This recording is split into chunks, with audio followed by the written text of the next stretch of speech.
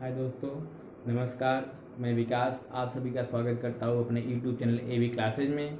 जैसा कि आपको मैं मनोविज्ञान पढ़ा रहा हूँ, जिसमें चैप्टर 2 चल रहा है संप्रदायवाद, जो 4 संप्रदाय हो चुका था। आज क्रम की संख्या में क्रम से 5वां संप्रदाय है, जिसका नाम है मानवतावाद, आशावाद या इसे मांग का सिद्धांत कहते हैं। इसे लेकर आए थे अब्राहम मैस्लो। कौन लेकर आया था? अब्राहम मैस्लो को लेकर आए थे। और उनके जो समर्थक थे वह थे आलपार्ड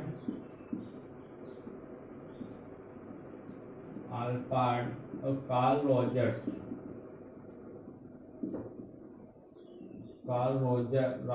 थे। ये इनके समर्थन करता थे। और अब्राहम मैस्लो कहते क्या है अपने सिद्धांत में, जिसने ऐसा इसका नाम आवश्यकतावाद सिद्धांत क्यों रखा? क्योंकि इन्होंने जो सिद्धांत दिया है, जो कार्य किया है, वो आवश्यकता से संबंधित है। इसलिए इन्होंने इसका नाम ही आवश्यकतावाद सिद्धांत या मांग का सिद्धांत रख दिया।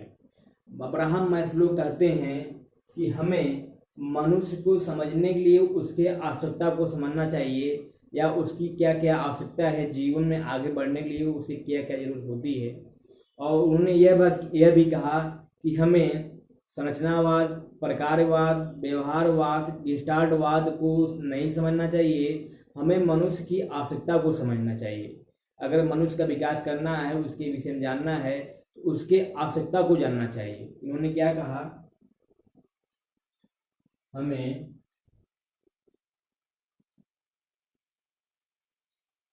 संरचनावाद, प्रकारवाद,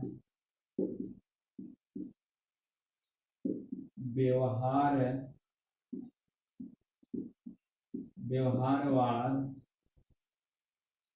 और गिस्टार्टवाद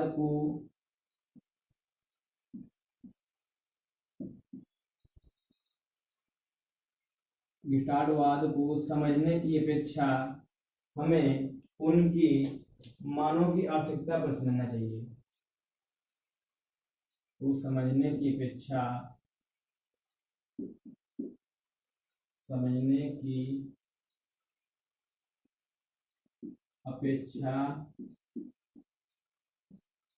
हमें आवश्यकता पर अध्ययन करना चाहिए।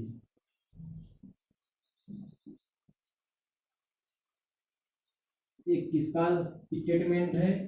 अब्राहम मैस्लो का स्टेटमेंट है।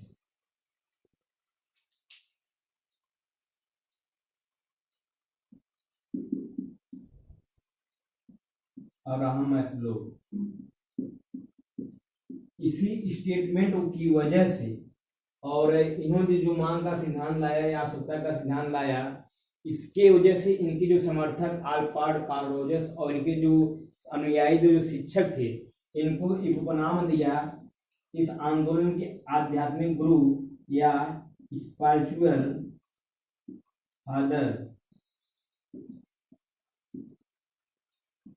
फादर इनको कहा गया, इस सिद्धांत देने की वजह से। और इनके अनुयायी जो थे वो लोग इनका उपनाम दिए थे। और इन्होंने मानव को आवश्यकता का अध्ययन करने के लिए, मानव की आवश्यकता का अध्ययन करने के लिए उसे 5 भागों में बांटा था। कितने भागों में? 5 भागों में बांटकर उसके आवश्यकता का अध्ययन किया। वो 5 भाग क्या है? इसे पिरामिड की सिद्धांत भी कहते हैं। इनके सिद्धांत को या इनके संप्रदायवाद को पिरामिड का भी संप्रदायवाद कहते हैं।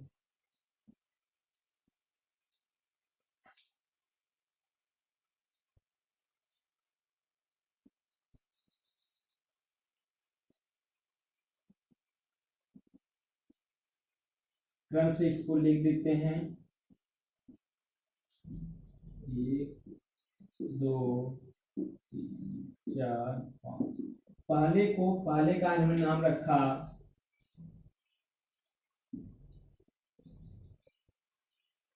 शारीरिक या दैहिक मांग। शारीरिक या दैहिक मांग, दूसरा इनका है सुरक्षा का मांग, दूसरा सुरक्षा का मांग है, तीसरा है समाज की मांग, समाज का मांग, और चौथा है सम्मान का मांग।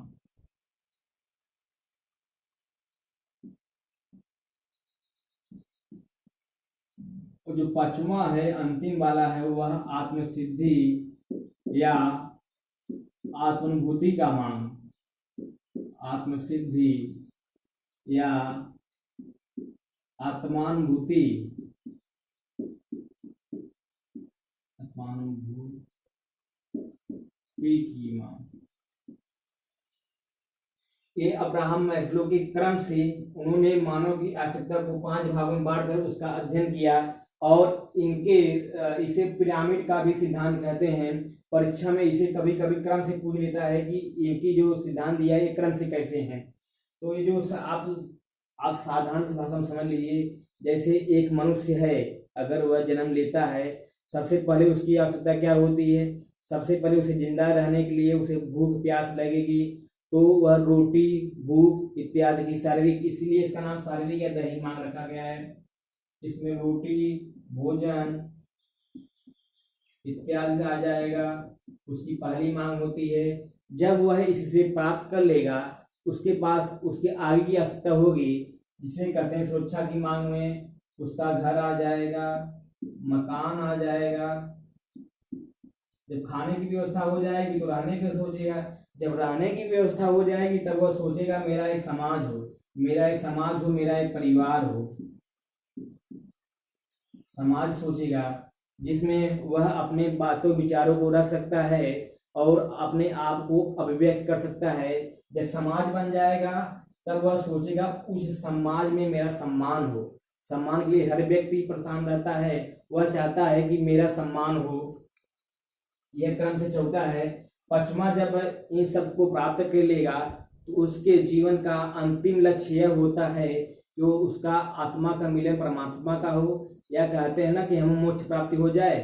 वह लास्ट चरण में भगवान को याद करता है, अपने इच्छा को जो पाया है सही स्थान पहुंचाने के लिए। और ये 5 उनके क्रम से हैं, और इनको आप क्रम से याद भी करिए, आसानी से याद हो जाएगा। जैसे कोई बालक अगर जन्म से पैदा होता है, उसे क्या क्या किस किस की आवश्यकता जो होती है, अगर आप ऐसे अध्ययन करेंगे तो वह आपको आसानी से याद हो जाएगा। तथा अब्राहम मैस्लो ने बताया, नीचे से जितने ऊपर जाएंगे उतना ही जरूरतमंद होता है। जैसे ये जो दो मांगे हैं, यह बहुत ही जरूरी मांग कहा गया है, जरूरी मांग, और यह प्रत्येक व्यक्ति को लिए आवश्यकता होती है। तथा ये जो दो मांगे होती हैं, ऊपर की 2 मांगे होती हैं, यह सब व्यक्ति के पास नहीं पहुंच पाते, या सब इसको प्राप्त नहीं कर पाते हैं। साधारण आदमी एक इसी 3 में रह जाता है। एक साधारण आदमी, जीवन यापन करने वाला आदमी जो होता है, जो साधारण मजदूर होते हैं, वह अपने शारीरिक मांग, सुरक्षा मांग, समाज में 3 चीज बनाते बनाते उनके जीवन का अंत हो जाता है। तो ये था अब्राहम मैस्लो का मानवतावाद या आवश्यकतावाद सिद्धांत। उन्होंने इसे 5 भागों में बांटकर अध्ययन किया, और यह सिद्धांत मुझे बहुत अच्छा लगता है, क्योंकि हम मानव की आवश्यकता पर अध्ययन करना चाहिए कि उसे क्या क्या, उसके जीवन में क्या क्या महत्व रखता है, क्या क्या आवश्यकता है। ठीक है। और इनके जो समर्थक थे कार्ल रॉजर्स, इन्होंने एक सिद्धांत दिया था, स्व का सिद्धांत। स्व का सिद्धांत दिया था। इसके 3 मूल बिंदु थे, 3 मुख्य घटक या 3 मुख्य बिंदु कह सकते हैं। इसमें था स्व था, एक प्राणी था, और एक आत्मा सिद्धि। इन्होंने जो स्व का सिद्धांत दिया था उसके 3 मुख्य बिंदु थे। और कार्ल रॉजर्स ने ही मानसिक रोगियों की सहायता के लिए एक अध्ययन प्रणाली का विकास किया था, जिसका नाम था क्लाइंट सेंटर्ड। जो कार्ल रॉजर्स थे, इन्होंने मानसिक रोगियों की सहायता के लिए इसके मानसिक रोगियों की सहायता के लिए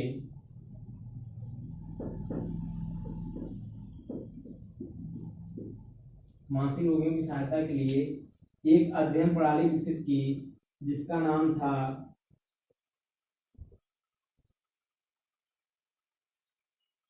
क्लाइंट सेंटर्ड। इस प्रविधि से मानसिक रोगियों को बहुत सी बीमारियों को ठीक किया जाता है और इसका प्रयोग मनोचिकित्सक के रूप में किया जाता है। इस प्रविधि का ये दिए किसने थे? ये अब्राहम मैस्लो के जो समर्थक थे कार्ल रॉजर्स ने ये दिया था। ये इनके महत्वपूर्ण 3 बिंदु है कार्ल रॉजर्स से संबंधित, और ये जो थे अब्राहम मैस्लो से संबंधित ये सब था। तो आज 5वां क्रम में खत्म होता है जिसका नाम था मानवतावाद, आवश्यकतावाद या मांग का सिद्धांत। क्रम नंबर 6 में आइए देखते हैं जिसका नाम है मनोविश्लेषणवाद। क्या नाम है उसका? उसका नाम है मनोविश्लेषणवाद और उसे लेकर आए थे प्रसिद्ध मनोवैज्ञानिक सिगमंड फ्रायड जी। ये थोड़ा लंबा चैप्टर है, ये 2 दिन में पूरा होगा। ये जितना ही लंबा है उतना ही महत्वपूर्ण चैप्टर है ये। इससे संबंधित प्रश्न हर बार परीक्षा में एक या एक से अधिक प्रश्न पूछे जाते हैं।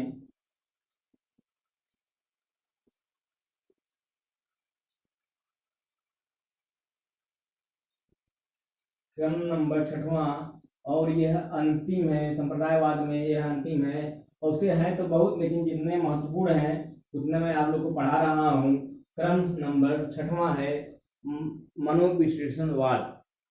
आइए बताते हैं इसे लेकर कौन आए थे। इसे लेकर आए थे सिगमंड फ्रायड जी लेकर आए थे और इनके समर्थन में थे कार्ल युंग जो इनका शिष्य भी था, कार्ल जुंग या उनका नाम कार्ल युंग भी है, करेन होर्जाई और इनकी एक बेटी थी एना फ्रायड जो इनके समर्थन में थे। मनोविश्लेषणवाद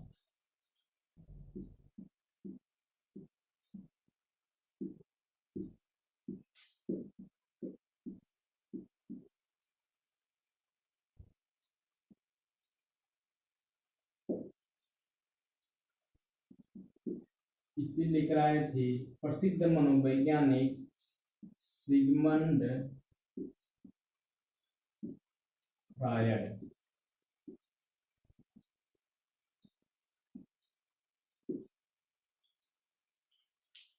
इनका जन्म 1856 ईस्वी में 6 मई 1856 ईस्वी में हुआ था। और इनकी जो समर्थनकर्ता थे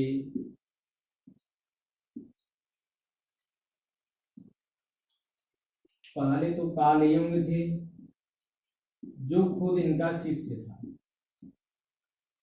कहीं कहीं इनका नाम कार्ल युंग कार्ल जुंग है और दूसरा थे करेन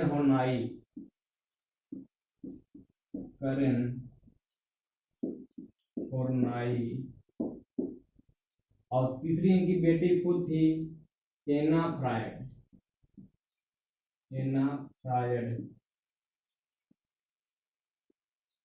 इनकी बेटी थी, कौन थी? इनकी बेटी थी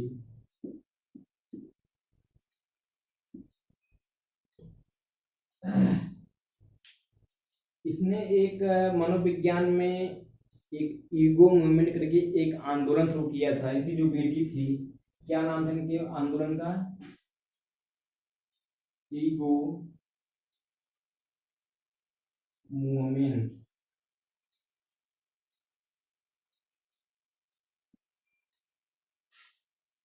ईगो मूवमेंट जो इन्होंने जो आंदोलन लिया था एना फ्रायड ने, इस आंदोलन ने विभिन्न प्रसिद्ध मनोवैज्ञानिकों में से एक प्रसिद्ध मनोवैज्ञानिक एरिक एरिक्सन का उत्पादन किया।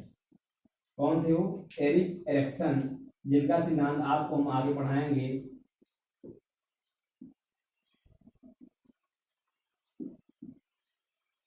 एरिक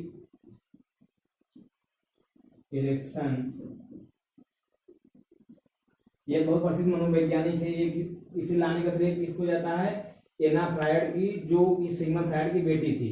इसका एक आंदोलन था ईगो मूवमेंट करके, उस आंदोलन ने एरिक एरिक्सन जैसे मनोवैज्ञानिक का उत्पादन किया।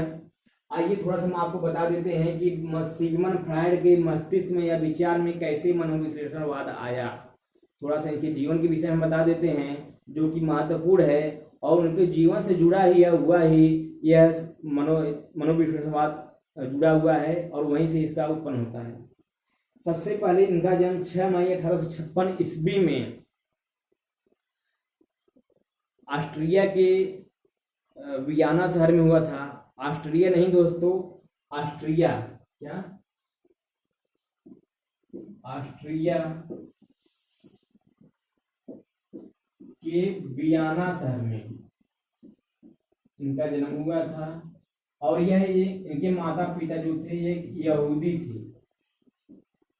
कौन थे? यहूदी थे। और उस समय यहूदियों पर वियना में बहुत ज्यादा अत्याचार हो रहा था, तो इनके माता पिता को मार दिया गया तथा इनका लालन पालन व भरण पोषण एक अनाथालय में होता है। और सबसे पहले सिगमंड फ्रायड जो थे, यह सबसे पहले हिस्ट्रिया नाम की बीमारी थी होती, उसके डॉक्टर बनते हैं।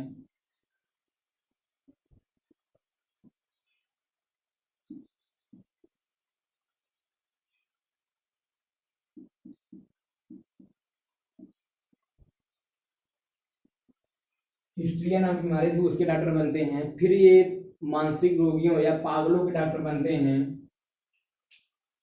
सिगमंड फ्रायड पहले हिस्ट्रिया बनते हैं, दूसरे बनते हैं पागलों के डॉक्टर बनते हैं तथा इन्होंने अपने कुछ पागलों के डॉक्टर कुछ दिन अपने वियना शहर में रहे। उसके बाद ये चले गए पेरिस के, फ्रांस की राजधानी कहाँ? पेरिस में। फ्रांस की राजधानी जो है पेरिस,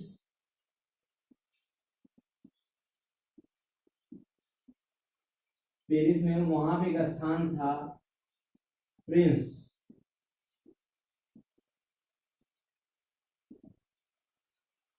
प्रिंस एक स्थान है, जैसे हमारे भारत में पूरे पागलों का अस्पताल, पूरे भारत में पागलों का एक अस्पताल आगरा में है, उसी प्रकार पूरे विश्व के पागलों का अस्पताल यह फ्रांस की राजधानी पेरिस के प्रिंस नगर में है। वहां पर इनका ज्वाइनिंग होता है। अस्पताल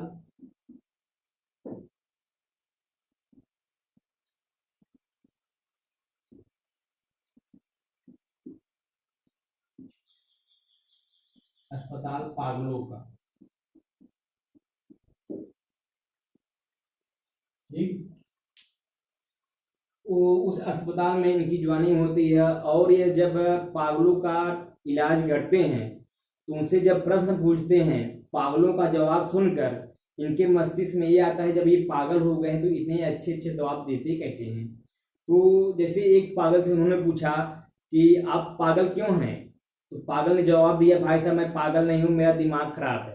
ये प्रश्न, ये उत्तर सुनकर सिगमंड फ्रायड का दिमाग चकरा गया तथा उन्होंने तब से पागलों पर अध्ययन करना शुरू कर दिया। किस पर? पागलों पर अपना अध्ययन करना शुरू कर दिया। बहुत अध्ययन करने के पश्चात उन्होंने कहा कि हमारे पास एक नहीं 3 मस्तिष्क होते हैं। कितने? उन्होंने 3 मस्तिष्क को 3 भागों में बांटा। पहला है चेतन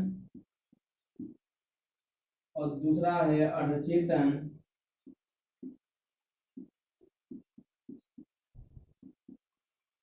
और तीसरा जो है वह है अचेतन। इन्होंने पागलों पर अध्ययन करने के पश्चात उन्होंने इन मस्तिष्क का पागलों का मस्तिष्क का अध्ययन किया और मस्तिष्क को 3 भागों में बांटा। किसको? मस्तिष्क को।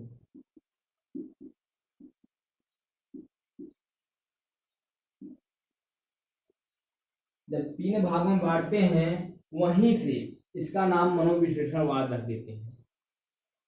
समझ में आ गया कि मनोविश्लेषणवाद इनके दिमाग में कहाँ से आया। वो पागलों का अध्ययन करने लगे। पागलों के अध्ययन करने के पश्चात मस्तिष्क को 3 भागों में बांटा, चेतन, अर्धचेतन, अचेतन में। वहीं से इनके मस्तिष्क में आया मनोविश्लेषणवाद। इसकी आगे कहानी या इसके आगे के पाठ आपको इसके आगे के वीडियो में पढ़ाया जाएगा, पढ़ाऊंगा मैं। और इन्होंने इन तीनों चेतनों को किस प्रकार व्यवस्थित किया है और इन्होंने व्यक्तित्व का वो दिया है, सिद्धांत दिया है, उससे ये तीनों को कोरिलेट करते हैं और अचेतन को बहुत महत्वपूर्ण मानते हैं। यह कहते हैं पूरे मस्तिष्क का 90% भाग अचेतन मन होता है। और इसके आगे की वीडियो में मैं आपको बताऊंगा ये तीनों मस्तिष्क हमारे अंदर कैसे कार्य करते हैं और हमारे जो 3 व्यक्तित्व जो इन्होंने ही दिया है वह एक दूसरे से कैसे कोरिलेटेड है, कैसे जुड़े हुए हैं। आप अगले वीडियो में देखना ना भूलें। आज के लिए बहुत इतना ही। बहुत बहुत धन्यवाद। Best of luck, thanks. आप वीडियो को पूरा देखें, लाइक, सब्सक्राइब एंड जो जरूरतमंद लोग जो सीटेट टेट की तैयारी कर रहे हैं उन लोगों के पास ये वीडियो और से पहुंचा दें। मैं सोच रहा हूं कि सीटेट की तैयारी करवाऊं। आपका जैसा विचार हो कमेंट के माध्यम से अवश्य बताएं मुझे। बहुत बहुत धन्यवाद।